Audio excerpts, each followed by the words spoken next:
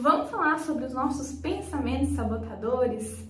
Gente, isso é um grande gatilho, na verdade, para nos levar à sabotagem dos nossos processos, seja de emagrecimento, de reeducação alimentar. Os nossos pensamentos sabotadores, eles são pensamentos automáticos que surgem na nossa cabeça e muitas vezes nos levam a cenários negativos com a nossa alimentação. Quem aí já se pegou na fala de, poxa, comi um pedaço de bolo agora, já chutei o balde mesmo, então eu vou comer o bolo inteiro, né? Comi um pedacinho de chocolate, não estava no plano, a Malu não colocou esse chocolate no plano, poxa, agora já enfiei o pé na jaca, então agora só volto na segunda-feira. Quem nunca passou por isso, né? Isso são os nossos pensamentos sabotadores, trazendo alguma forma de justificar o porquê tu tem que sair do teu plano alimentar e muitas vezes você acredita neles. Então, vamos entender um pouquinho sobre isso e como tentar controlar esses pensamentos também durante os nossos processos alimentares.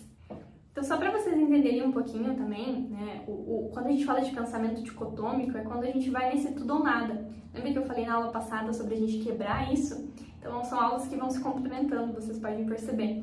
Então, o exercício da aula passada, ele vai te ajudar, inclusive, a quebrar esse pensamento dicotômico, né, de você ir nesse 8 ou 80 aí. Você não precisa ser 8 ou 80, você pode sim ter equilíbrio dentro da tua alimentação, sem que você dê voz para os teus pensamentos sabotadores, que muitas vezes eles vão te sabotar, eles vão fazer com que você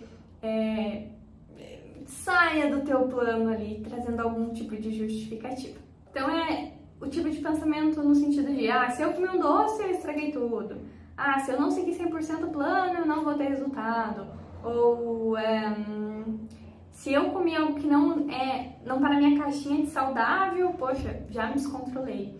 Então são pensamentos de muitos extremos, né? E isso traz uma má relação com a alimentação, porque são crenças irreais sobre o comportamento alimentar. Sabe o que é mais interessante? Quando a gente se depara com esse cenário, né, de 8 ou 80, desses extremos, a gente ativa uma parte do nosso cérebro que se chama amígdala.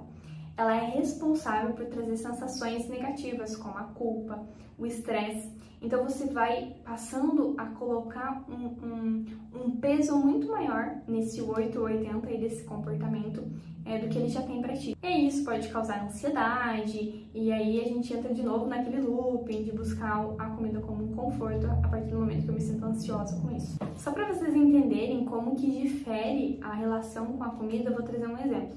Imagina que essas duas pessoas, né, diferentes aí, com pensamentos diferentes, comeram o mesmo pedaço de bolo no dia à tarde. A pessoa A, ela tem um pensamento um pouquinho mais flexível. Vai pensar, poxa, eu comi um pedaço de bolo de chocolate hoje à tarde, estava muito gostoso. Eu saboreei aquilo. Agora eu vou seguir com a minha rotina alimentar daqui. Isso é uma pessoa com um pensamento flexível, com uma boa relação com a comida, é uma pessoa que não vai em extremos. Agora nós temos a pessoa B, com um pensamento não tão flexível assim. Ela vai falar, poxa, eu comi um pedaço de bolo de chocolate hoje, eu estraguei tudo, eu vou comer agora o que eu quiser e amanhã eu começo de novo. Então ela catastrofiza um ato, um comportamento que poderia ser natural, normal, que não iria afetar os resultados dela. Então, esse 8 ou 80 faz com que a gente se auto-sabote ainda mais dentro do nosso processo.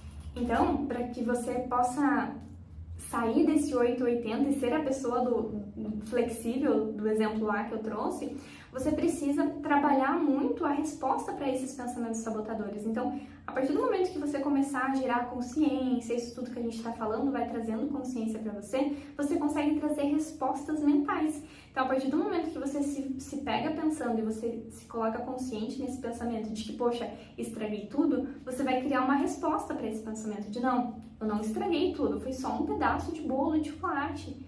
Tá tudo bem, é só você retomar. Esse pedaço de bolo não é capaz de fazer com que você perca os seus resultados, não de forma isolada. Agora, se você continuar chutando o balde daqui pra frente, aí sim, aí isso pode te prejudicar.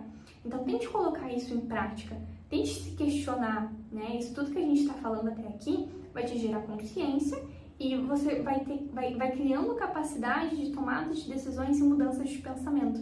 E é isso que vai ajudar você a não se sabotar dentro do teu processo de emagrecimento e não estar nesse pensamento dicotômico aí de 8, 80 ou tudo ou nada na tua rotina alimentar.